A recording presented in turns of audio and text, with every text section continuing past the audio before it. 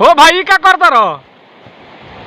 ए भाई हमर बाप कोला हाँ भाई बासवा के हाँ पानी में काट के हाँ तोरा घर पहुंचा दे के बा। हाँ ये हम सोचत बानी हाँ हमरा का मदद कइले बहन अब पुलवा में मत जाइए काहे? पुलवा गिरे वाला बा हाँ? हमर जान आफत में पड़ गई भाई हो हाँ? हम का करी हे तो के माला जाइबो? हमर बाप को तो पानी माया हाँ? पानी माया आई जगह तो रहे इतना बात के कोट हम तो ऐसे पानी मारता पानी मर दे आफत में हो जाबा वो पुल में जा तो पुलवा गिरे वाला बा हाँ? पुलवा गिरे वाला बा तो के माला जाबो भाई हो? भाई हाँ? तू कुछ करबो ना हमरा ई बस के बात नहीं खे। तो हमर बाप मार के मुआ दी मर दे हाँ?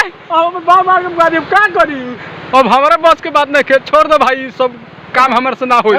छोड़ब का भाई लांगटे हो जतनी हाँ घर में बासुर को ले जतनी बाप के लगे जो तो भाई मर दे ओ छोरा नदी में नदी में नाव, ओ छोरा नदी में नाव ऐसा मानम कि धली तोरा जिंदगी में घाव। ए बोतल में बोतल हाँ बोतल में दारू हाँ ऐसा मारे हाँ खुद में रारू आई लोग देखिए, मैं आप लोगों को एक चोर दिखा रहा हूँ। साला चोरी करके उनकी खा रहा है साला, उनकी चोरा खा रहा है। जो अखबार वाला आएगा तो छीनेगा कि नहीं रे साला रे? कि हमारा एक और गिरेगा भाई लोग देखिए, हम आप लोग क्या दिखा रहा हूँ। ऐसे लोग साला गांडू लोग रास्ते में दिखाई देते हैं। साला ये गांडू है। हम गांडू है मान में चले काठमांडू